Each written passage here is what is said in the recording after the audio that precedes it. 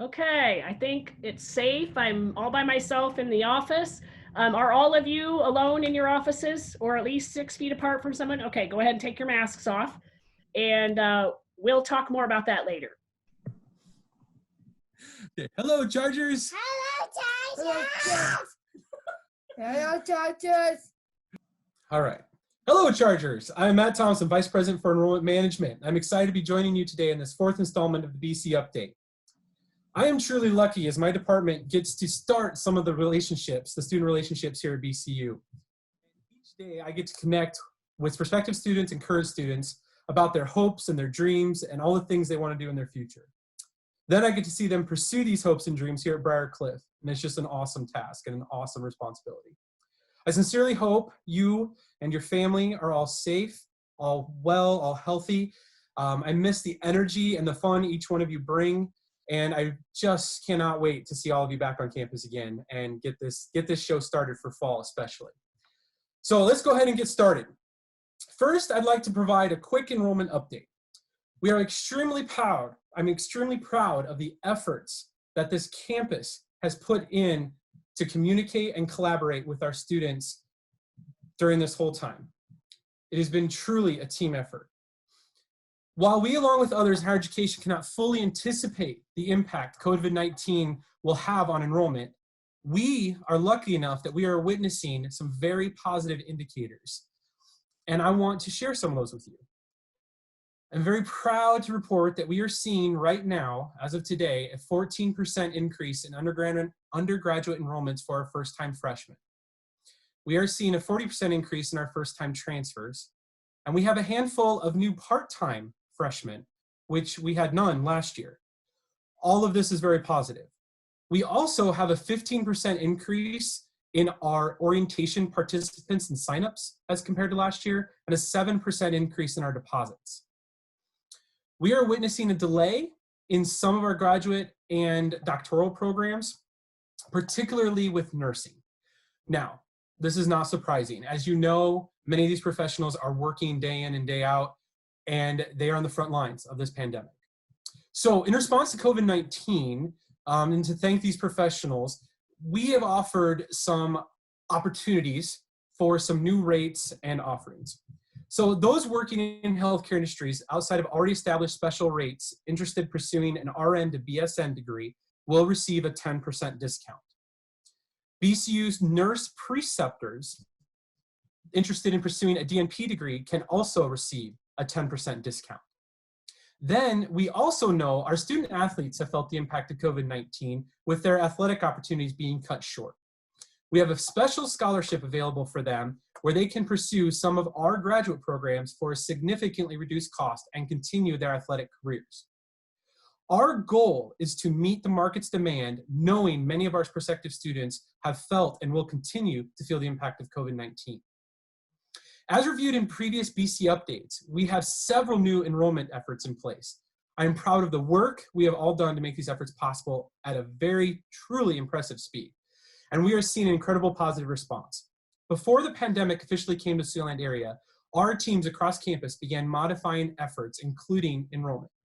We built a new webpage designed to deliver information to our prospective students and help them navigate their relationships and needs with BCU. In addition, we built a new Facebook group. Our goal is similar: to continue to foster these relationships with ongoing communication and interaction with prospective students. We are connecting daily with need-to-know information, tips, and next steps and opportunities should they choose BCU. We also evolved some of our traditional in-person efforts to meet our students in this virtual space. I am proud to report, as of May 6, 2020, we have 132 virtual visits scheduled. During the same time frame last year, so starting March 24, 2019 to actually the end of May, we hosted 74 in-person visits. We are amazed by these results, and so far we are going to fully anticipate more of these will continue as we move on through the summer. In addition, these students who attend a virtual visit can receive a $2,000 scholarship. We also moved our orientations to a virtual setting, and that has been an all-around positive experience. As I mentioned, our orientation signups are up and our participation is up, and even our student interaction amongst our pals and the students themselves has actually flourished in our new virtual environment. While we're excited for the opportunity to hold these events in person again, and trust me, we are very excited for that, we fully plan to continue to offer these virtual options. We know these are places some students need to be, and we're just proud that we can be there. I also wanted to share some enrollment team updates. As you know, as you all saw in an email, Karina Pedroza will now be working in financial aid as a financial aid specialist. Karina will no doubt do great over there and continue to help assisting with students like she does a great job with. We are making some changes on how we serve students in admissions, and below you will see a few changes we are making immediately, especially regarding two of our student populations. First, we are excited to welcome Carla McCullum. Carla will serve in a share role for our university, which part of that share role is as an international admissions counselor. Carla comes to us as a 20-plus year veteran in higher education, and the last 11 of those serving as a primary designated signing officer, where she was responsible for the recruitment, enrollment, retention, and building from the ground up in the international office for the students. I'm excited to use her expertise to enhance our service to our international students. We are also excited to welcome Joel Dickinson. Joel will be the full-time replacement transfer counselor. Joel comes to us as a 20-plus year veteran in higher education with expansive knowledge of community college. Joel has performed every function in the admissions office and is looking forward to creating relationships and helping students here at BCU. Lastly, we are excited to have Eric Erdman, recent BCU undergraduate alum, current BCU graduate student, and just all-around great person, join our team as a graduate assistant. He will be helping everywhere in our office, and in his few short weeks with us has already made a huge impact on our team and with our prospective students. Enrollment efforts are ongoing, and we need everyone's help in connecting with prospective students. We know students want to hear from all of you, so please join us in showing them what BCU is all about. Faculty, this is your week. This is your appreciation week, and we appreciate everything you guys are doing for us. And please keep partnering with us to help highlight your programs, to help identify opportunities to illustrate why they should choose your program and Brair Cliff. Continue to engage with our prospective students. The conversations we have been seeing are amazing, and they're just great. And this is a deciding factor on why students choose a school. And we just salute you during this week of appreciation. Staff, you are instrumental in helping BCU operate and communicate with our students. Your efforts help make BCU stand out amongst all other options. We appreciate your continued collaboration and engagement. And students, as you've wrapped up finals, the time is done, this awkward, weird semester is over. You're the reason why we are all here. And you can help us in showing students the outcomes, the values of BCU, and we want you to share your story and why they should become a Charger. So now, I would like to take a moment to welcome President Rochelle Karstens, Dr. Rochelle Karstens, for important updates. Thank you, Matt. I have my Wonder Woman face mask on again as a visual reminder for all of you who are on campus to wear your face masks when you are in common areas of the campus community.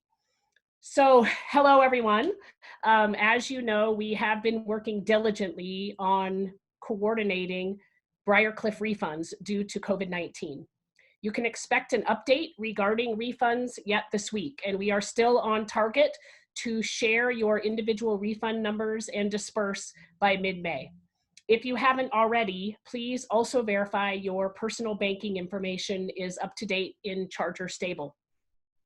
In addition, we have had a question regarding open employee positions. As a best practice, both before and during the pandemic, all open positions are posted and filled upon approval. This is to verify that we have sound operations in place and that the right people are in the right places. During COVID-19, we will continue to fill open positions as appropriate, but some may have a delayed start date or a delayed interview schedule depending on the role. Additionally, we continue to closely evaluate all positions and plan for future needs once we can all, hopefully soon, return to campus. Also, as I stated earlier, if you are visiting campus, you must complete a Brair Cliff University confidential health form. This form must be completed with every single visit to campus. This helps us to identify who has been on campus should a COVID-19 case be identified. And in addition, we are asking again that everyone who comes on campus wear a face mask, or if you leave your office at any time to be in the hallways or use the restroom, please wear your face mask until further notice. This is a recommendation made by our health officials. Please continue to also be diligent in washing your hands and sanitizing, as well as adhering to the mandatory social distancing policy and staying 6 feet apart physically from other people on campus, and also avoiding gatherings in excess of 10 people. As always, your health and safety is our top priority. I also wanted to take a moment to connect about extending support services during this challenging time. Employees, you can soon anticipate additional resources from our Human Resources Department, and I encourage you to connect with Bo on any additional support you may need in the meantime. Students, while the end of the semester is here, we know that this has been a challenging and, as Vice President Thomsen said, just a weird time this semester. So please continue to reach out to the campus, your advisors, your professors, your coach, our campus health officials, or me. We are here for you and we want to help in any way that we can. And finally, I want to welcome your virtual attendance next week and over the next month as we celebrate our 2020 graduates from Brair Cliff University. While we cannot meet in person yet, we do have some fun ways planned to celebrate their accomplishments in advance of our rescheduled commencement ceremony on September 27th. I remain incredibly proud of all of our students and all of our employees. And congratulations, students and faculty and staff, on another successful semester at Brair Cliff University. And I look forward to seeing you all in person again soon. Thank you, Dr. Karstens. I would like to welcome Tim Funk, Vice President for Finance and Administration. Thank you, Matt. I have 4 brief topics to relay to our viewers and listeners. The first one is going green and going safe. The business office has taken this opportunity to go green and safe. What this means is we've launched the initiative for our vendors to receive payments from us without paper. It's off to a very successful start. This also means a safer way to avoid fewer touches in processing, which is meaningful, especially in these times. In addition, we're encouraging our students and staff to receive payroll and other payments electronically as well. This allows them to get their funds quicker and with the safety I just mentioned. The second topic I want to talk about is financial aid. In April, we launched a new project with this department, and we are excited that our goal to improve the student experience with better technology and person-to-person communication is well underway. Karina, as Matt mentioned, transferred over from the admissions department and started with our department on May 4th. And she'll bring great student perspectives to the way we do business with our students going forward. Last Friday, our financial aid letters went out to our 2nd and 3rd year DPT students. First year DPT students will receive their letters next week. And in addition, the returning students to Brair Cliff will receive theirs next week as well. Thirdly, student accounts. This week, as Rochelle had mentioned, we have been working on the federal and institutional refunds to students. And as Dr. Carson said, we'll have those issued by the middle of May. And lastly, finance. The business of higher education is at a very interesting point right now, to say the least. The finance department serves our students, our staff, and our Brair Cliff community as a whole. To not only remain stable during this time, but to prosper after it passes, the finance department and the departments it serves will need the energy and the willingness to change. I see a very strong leadership team at Brair Cliff. And the Brair Cliff alumni, current students, and the community can have confidence in how we are managing the fiscal opportunities ahead. The next step ahead is a very interesting budget process. This is like golfing and not being able to see the green on your second shot. But we'll have a lot of fun doing it, and we'll appreciate all of the staff and employees' help in this process. That's it from my office, Matt. Take it from here. Thank you, Tim. Now I'd like to welcome Dr. Todd Nealing, Vice President for Academic and Student Affairs. Thank you, Matt. Hello, Chargers. I hope finals have gone well for each of you. While I'm excited and amazed by your perseverance in meeting your academic goals despite this pandemic, I'm also sad to see another semester end. However, most importantly, I want to congratulate you. You've accomplished so much this year, and especially this semester. I cannot wait to hear about your continued accomplishments in the future. We hope to see you all on the cliff again very soon. With our semester ending, I want to share a reminder regarding our commencement ceremony and apparel orders, a question of some of you. Due to the pandemic and our need to move our commencement ceremony, we understand that you may or may not need these items. Our commencement committee is working on the development of an electronic form for you to either confirm or change your apparel needs, and expect to see that soon. We look forward to celebrating our graduates on September 27th and hope you'll still be able to join us. Last week, we announced our plans to return to in-person classes for fall of 2020.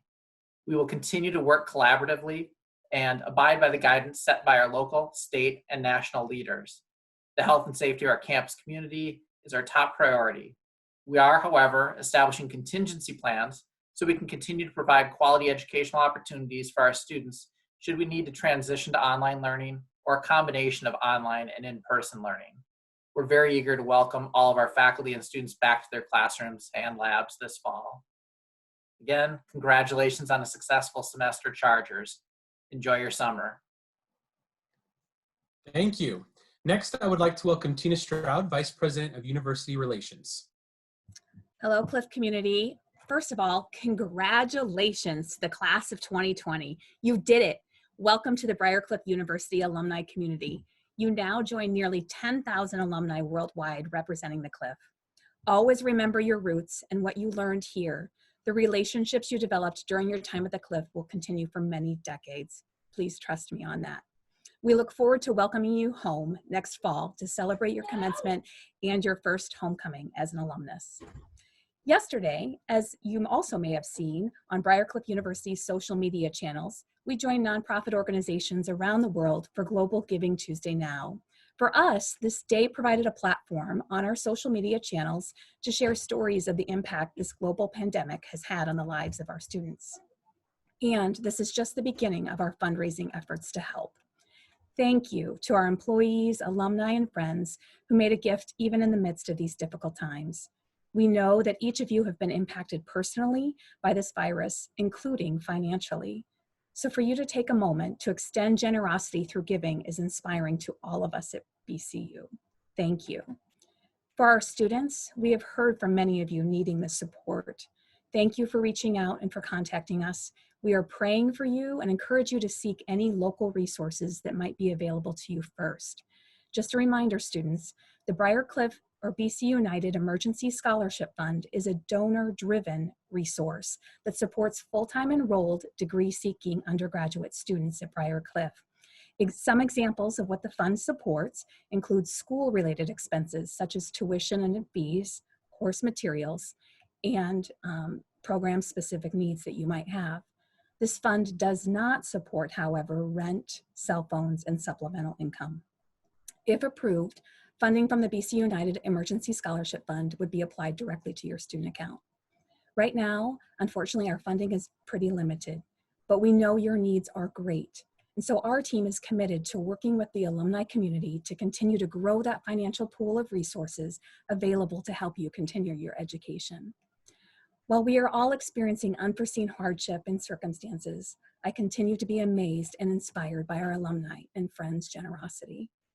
On behalf of all of our students, staff, and faculty, thank you to our generous benefactors for your commitment to helping our students. Thank you, Tina. Now I would like to invite Sister Pat, Vice President of Mission and Leadership, to share an update and a closing prayer. Thank you, Matt. And I want to add my congratulations to all of you who successfully completed the semester, and especially to our graduates.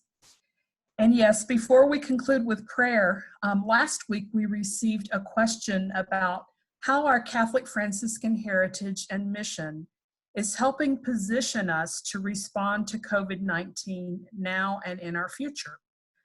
Our Franciscan heritage gives us some clear direction, I think, to answer that question. St. Francis prayed in the little church of San Damiano and was called by the risen Christ to rebuild the church. At first, he thought that meant repairing buildings, going out on the hillside and gathering rocks to do so. And eventually, he discovered that rebuilding the church was not about the four walls of a building, but about the people of God, and especially the poor who lived on the margins of society. For Francis, this meant walking among the poor and encountering the suffering Christ that he recognized in the most outcast of his society, particularly those who suffered from leprosy. Lepers were forced to socially distance themselves in a much harsher way than we are experiencing today. Francis chose to move among them and care for their physical and spiritual needs. That was part of his mission. And so as we reflect on this, we need to ask ourselves, how are we embracing this same mission in our time? How are we seeking the risen Christ and tending to the church outside of the walls of a building? How will each of us, every student, faculty member, and staff member, how will we integrate the gospel value of seeking the risen Christ among our brothers and sisters who suffer most in this pandemic? Think about how our global community is being affected by the coronavirus. Physical health, mental health, spiritual health, education, economics and business, environmental concerns. COVID-19 has created suffering in all of these areas of life in almost all of us, but especially in the poorest among us. And as a response, these types of suffering, the physical, the mental, the spiritual, etc., and more, are embodied in every major area of study at our university.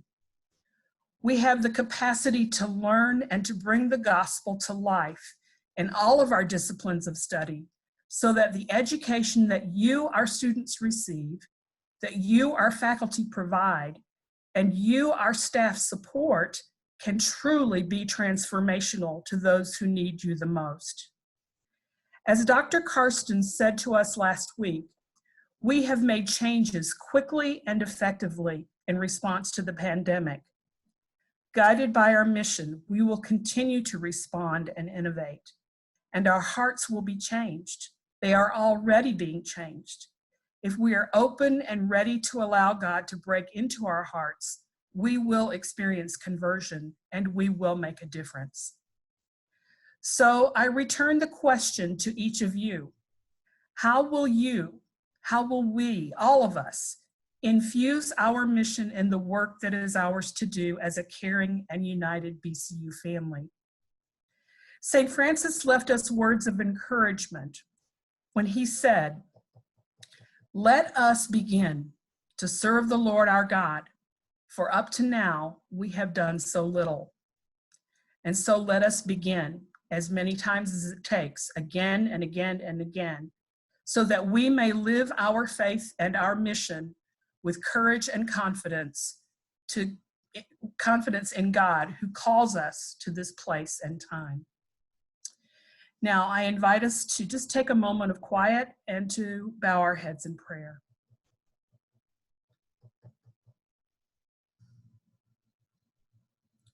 Jesus Christ, you traveled through towns and villages, curing every disease and illness.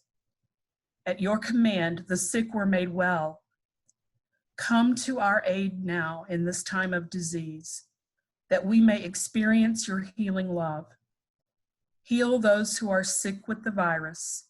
May they regain health through quality medical care.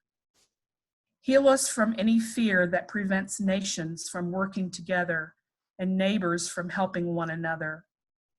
Heal us from pride, which can make us think that we are not vulnerable to a disease that knows no borders. Jesus Christ, healer of all, stay by our side in this time of uncertainty and sorrow. Welcome those who have died from the virus into your eternal peace. and be with the families of those who are sick or who have died. As they worry and grieve, defend them from illness and despair. Be with the doctors, the nurses, the researchers, and all medical professionals who seek to heal and help those affected and who put themselves at risk in the process. May they know your protection and peace. Be with the leaders of our nations. Give them the foresight to act with charity and true concern for the well-being of the people they serve, especially the poor. Give them the wisdom to invest in long-term solutions that will help prepare or prevent future outbreaks. Wherever we are, surrounded by many people suffering from this illness or only a few, risen Christ, stay with us as we endure and mourn, and be our constant sign of a future full of hope. Amen. Thank you for joining us today. We welcome you to provide any future questions or topic ideas included in today's email. Next week, Nick Scandra, Athletic Director, will host the update. Okay, say bye, Chargers. Bye, Chargers. Say go, Chargers. Go, Chargers. All right, everyone, stay safe, stay healthy.